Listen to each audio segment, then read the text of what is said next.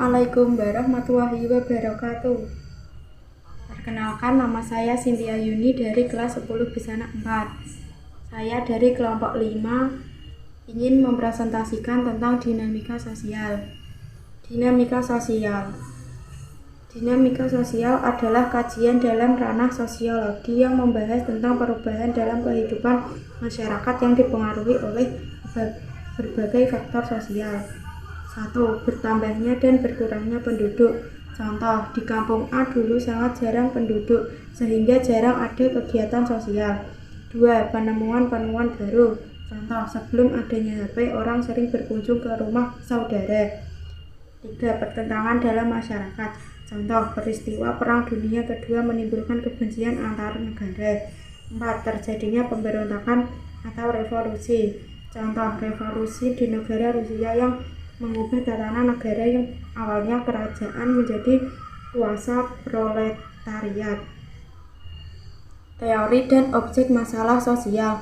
A. Teori masalah sosial. 1. Teori fungsional. Perubahan sosial merupakan dampak ketidakpuasan masyarakat karena kondisi sosial yang berlaku dapat mempengaruhi pribadi masyarakat. 2. Teori konflik antar kelas. Sosial merupakan konflik yang terjadi akibat adanya ketidaksetaraan kelas dalam sistem kapitalisme. B. Objek masalah sosial.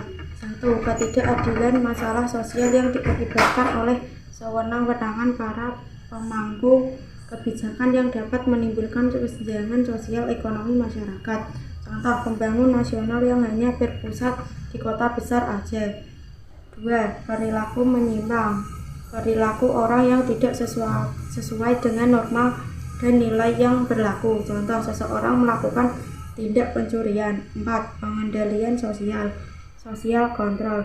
Pengendalian untuk mengajak serta mendidik masyarakat agar mematuhi norma dan nilai di masyarakat. Contoh, kepolisian menangkap pelaku pencuri.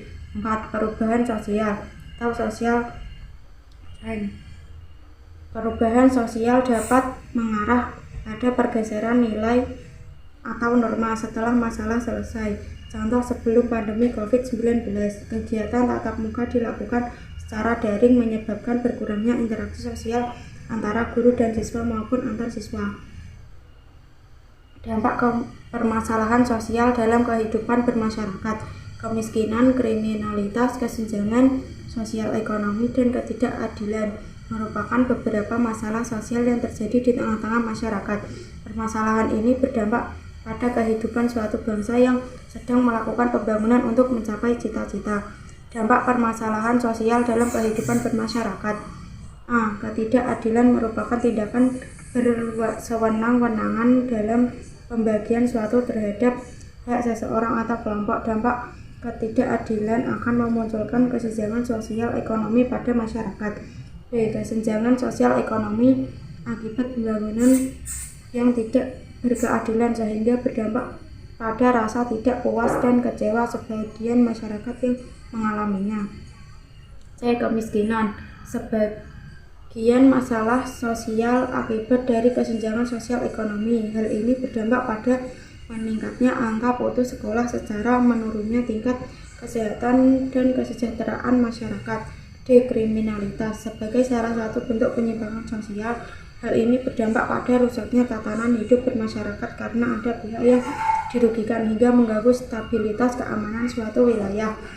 Pemecahan masalah sosial untuk mencapai kehidupan yang baik. Kesenjangan sosial ekonomi adanya ketidakseimbangan dalam pemenuhan kebutuhan ekonomi antar golongan.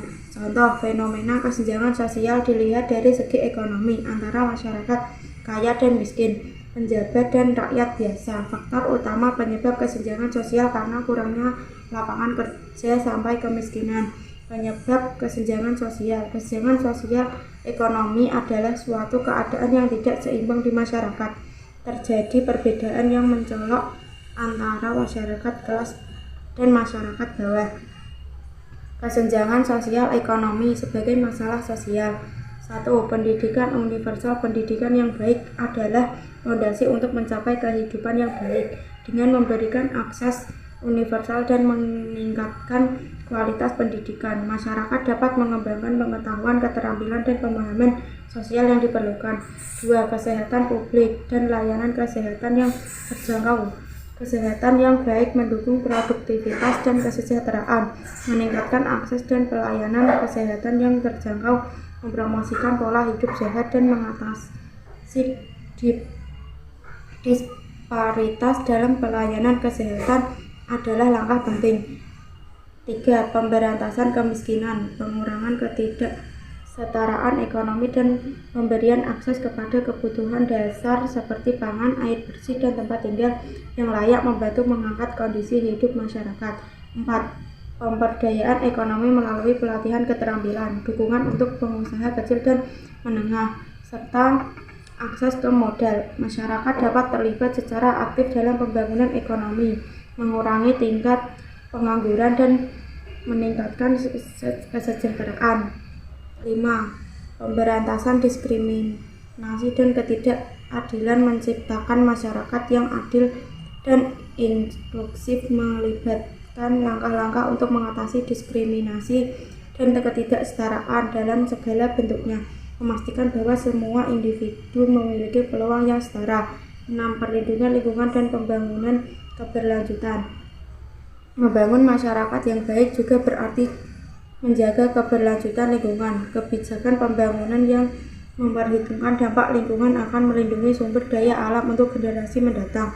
Partisipasi masyarakat dan pembangunan lokal. Masyarakat yang berpartisipasi dalam pengambilan keputusan dapat mengarah pada pembangunan yang lebih sesuai dengan kebutuhan lokal dan mengurangi ketidaksetaraan dalam distribusi manfaat pembangunan.